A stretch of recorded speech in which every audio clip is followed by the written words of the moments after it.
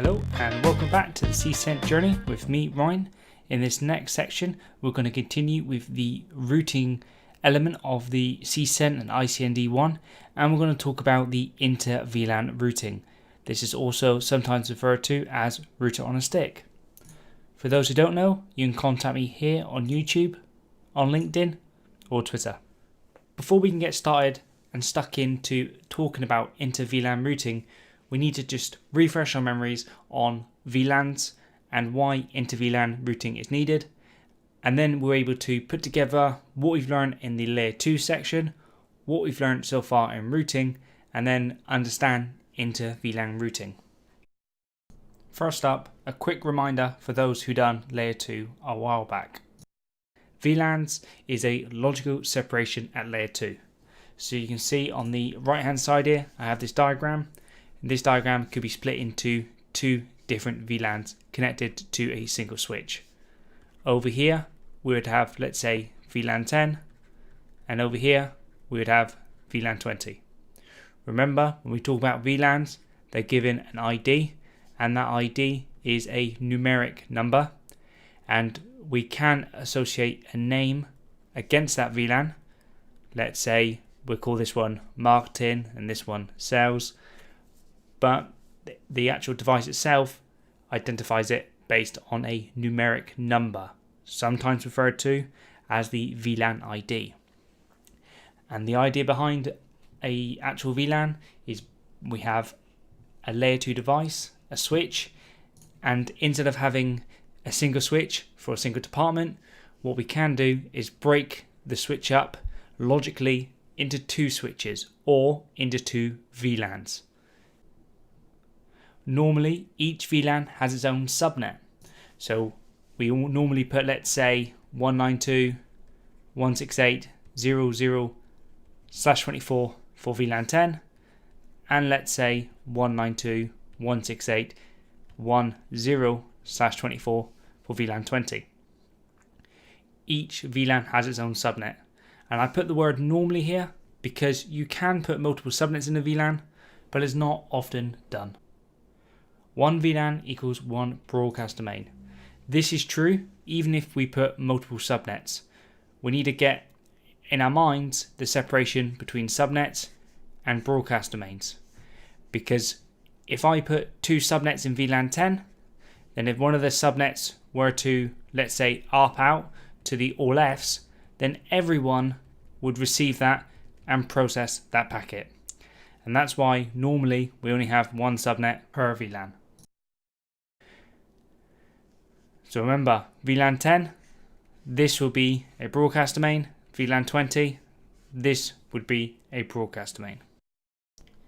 Now we've reviewed what VLANs are for, let's have a discussion of why inter-VLAN routing is required. Now if you remember when we talked about ARP, the address resolution protocol, we said that we have a process that the router goes through, which is called a binary and it's able to identify whether the destination subnet, the destination IP address, is off the local subnet. So for example, let's say I was sitting inside the 192.168.0.0/24, and this PC has the .1 address inside that range. If I wanted to speak to, let's say, 8.8.8.8, my PC would understand that it's part of a /24 subnet, and in this case that means as long as it starts with the 192.168.0, then it must be on our network, and if it's not on our network. And instantly realized that this address is not on the local subnet and it would ARP. But can you remember what it ARPs for? Well, it ARPs for its default gateway, and the default gateway 9 out of 10 times is a router. And that router gets it off the local segment. Well, same to be true here. If I'm sitting in VLAN 10 and I want to communicate with VLAN 20, well, we said that VLANs are normally different subnets. So that must mean that VLAN 10 needs to go to its default gateway, and then from its default gateway is able to somehow route towards the next VLAN or the destination subnet. Well, let's have a look. If we were to do some inter-VLAN routing, we expect to see something very similar to this sort of setup, where we have a router, and that router is our default gateway. Let's say, for example, in this scenario, again, we're 192.168.0.0/24. We're sitting at .1, and our default gateway is .250.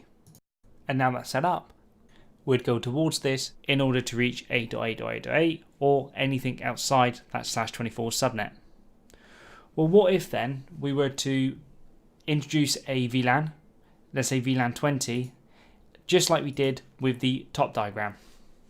Let's say we cut that switch in half and we say your VLAN 20 and you down here are VLAN 10. We then, let's say, give the VLAN 10 a IP range. Let's go for the 172.16.00/24. And then let's go over here for the 250 and again .1. So here we have 192.168.0.1, 192.168.0.250, and then down here we have 172.16.0.1, 172.16.0.250. Now, obviously a few questions spring to mind, but none of which we haven't gone over already. When we went over our switching part of the course, we talked about things called access ports, and we talked about things called trunk ports. Well, if someone said to you that I have VLAN 20 and I want a port to be inside that VLAN 20, since it's a single VLAN and it's downstream towards a PC, we would configure that as an access port. So we'd simply go into the switch port here and we'd do switch port mode access, switch port access VLAN 20. And if we had another port but wanted to go into VLAN 10, then again we would say it's an access port and we would do the switch port mode access and then switch port access VLAN 10. So what about the actual uplink port, which is this port here upstream towards the router? Well, since downstream we have two VLANs, VLAN 20 and VLAN 10, we know that there will be multiple VLANs upstream. And when we have a port with multiple VLANs on, we configure a trunk. Now, since we also know that the other end of the switch is a router, we can't do anything like DTP, the dynamic trunking protocol, because DTP is Cisco proprietary between two Cisco switches. And so because of that, we need to hard set this port here as a trunk. So we'd simply do switch port mode trunk. And by default, all VLANs will be allowed across that trunk. So now we've got two things. We've got access ports downstream towards the actual PCs, and we've got a trunk port upstream towards the router. And then we know that the router is going to have some sort of mechanism where it has 250 as one default gateway, 250 as another default gateway, and some way of getting traffic from one network to the other. And what we've covered so far, you'll be partly thinking, well, how does that interface here look? Is it a trunk port, just like a switch, or does it do something different? Well, in this case, it has to be a layer 3 port, so it can't be a switch port, therefore we don't have the option for switch port mode trunk. So we have to come up with a different configuration here. And this is the part of the design that we've not talked about.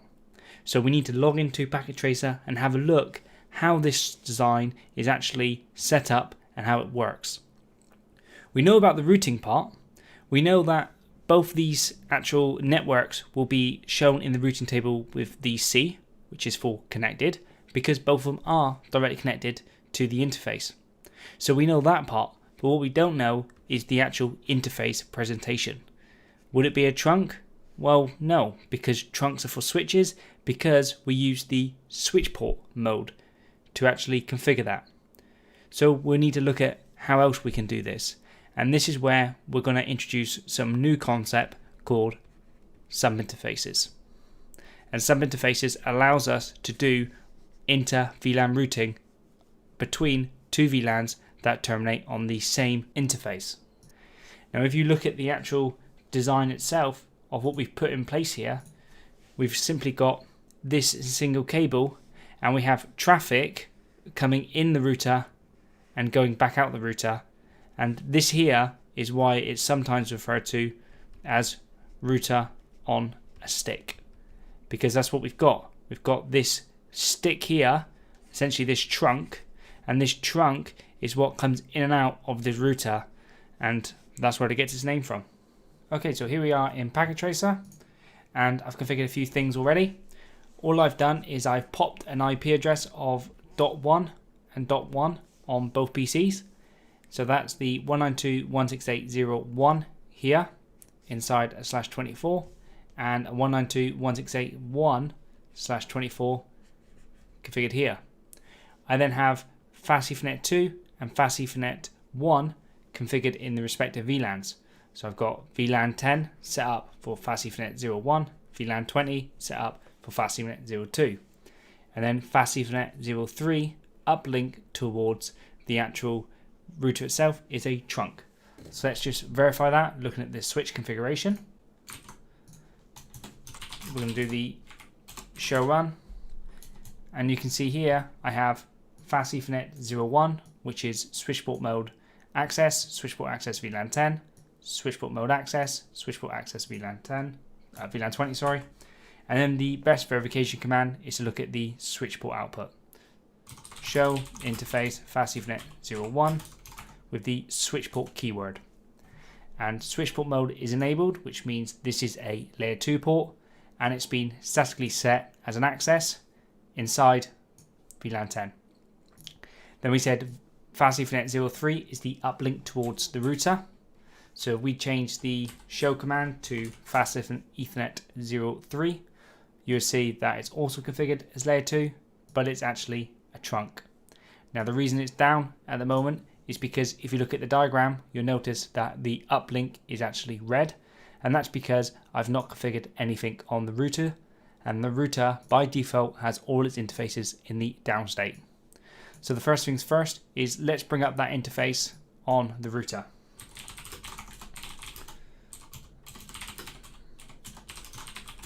As soon as I bring it up, the router goes green, but the switch goes orange. And the reason the switch goes orange is because the switch is trying to determine whether another switch has been plugged into it. And we know, or at least we're going to know, at the CCNA or ICND2, something called spanning tree, which helps prevent loops at layer 2. So while we give it about 30 seconds for the switch to figure out that I'm not a switch, we're going to go ahead and actually configure the router. Now, what we do know is we need to be the default gateway for 2 subnets, and those 2 subnets are in 2 different VLANs. So the router needs some sort of method to identify the VLAN tags, because remember, when traffic goes across a particular trunk port, it has a tag, and that tag is put in the layer 2 header. So for example, if we were doing some, let's say, HTTP traffic between these two PCs, we'd have our HTTP, we'd have the TCP, IP, and then we'd have our Ethernet header.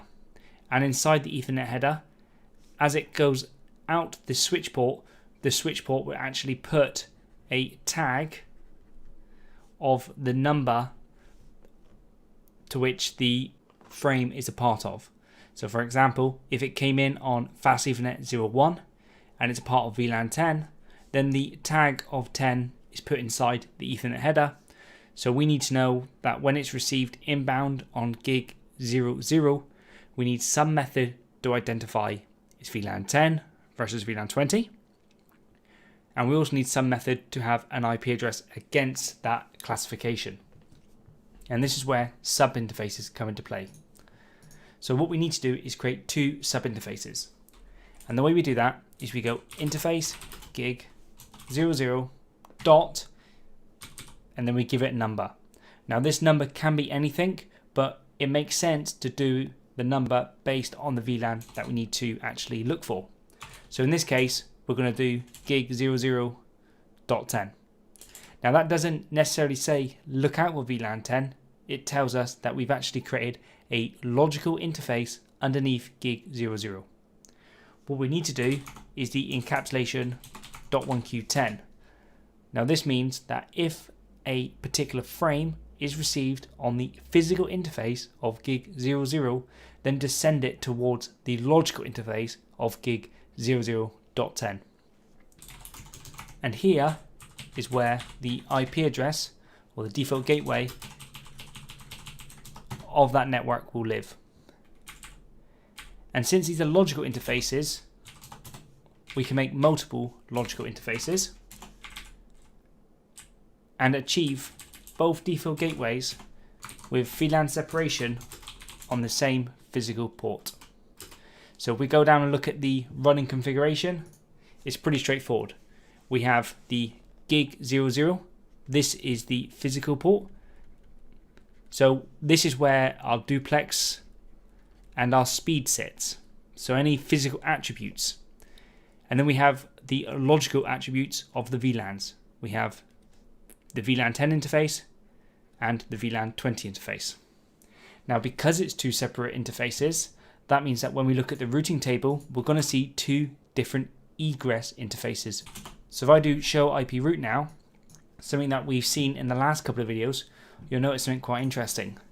The actual /24 network is directly connected to the sub interface that we've just created.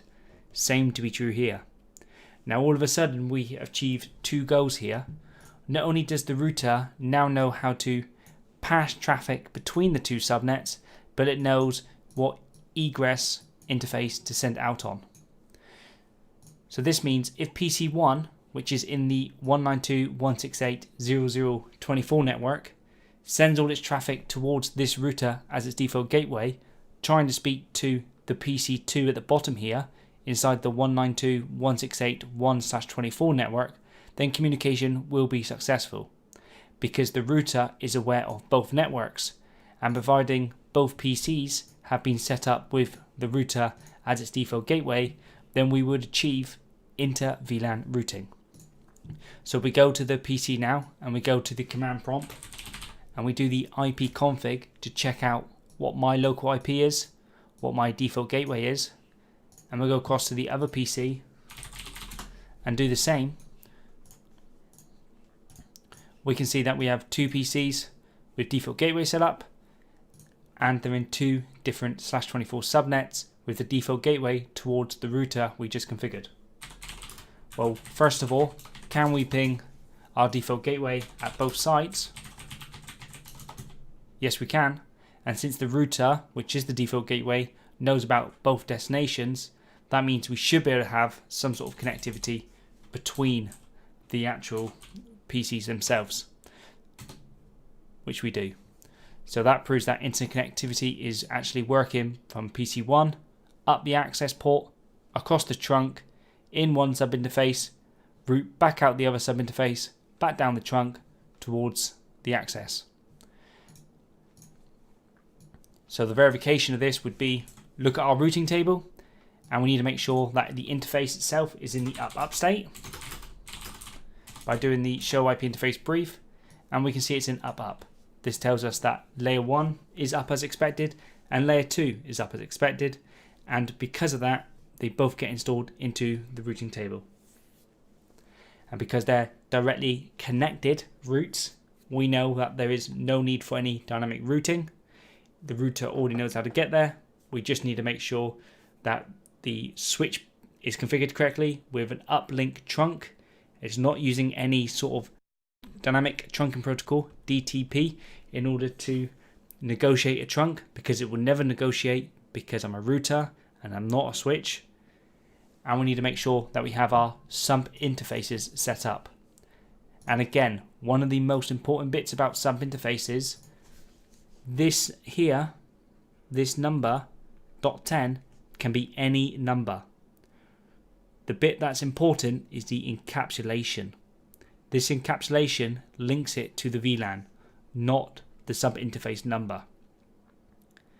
This sub interface number is normally the same as the encapsulation.1q, primarily to make our lives as administrators easier, because when I do things like show IP interface brief, you can simply see that this interface, gig 00.10, is hopefully, if configured correctly, part of VLAN 10. But it could simply be part of VLAN 20, the same way .00.20 could be part of VLAN 10. Okay, so that's all we've got time for in this lesson. Just to review what we've done. We first talked about what were VLANs. Some of you may have actually done layer 2 a while back and started layer 3, so we just had a review of VLANs. They're a method to logically segregate a switch into multiple VLAN IDs and in turn multiple subnets. We then said why Inter-VLAN is actually required, or Inter-VLAN routing. Well, if we have a switch, and let's say we have multiple switches, and off this switch they normally uplink into a router.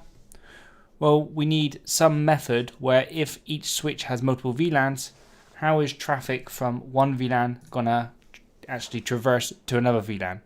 Whether that's on the same actual physical interface or different interface. And we said with router on a stick, you just have a method where it would come up the same link and go back down the same link. So in our example, it came up on VLAN 20, accepted by the sub interface, and routed back out of VLAN 20 down. And it gets its name simply because when we look at the configuration of it, it looks like a router on the end of a stick, hence why it's called router on a stick.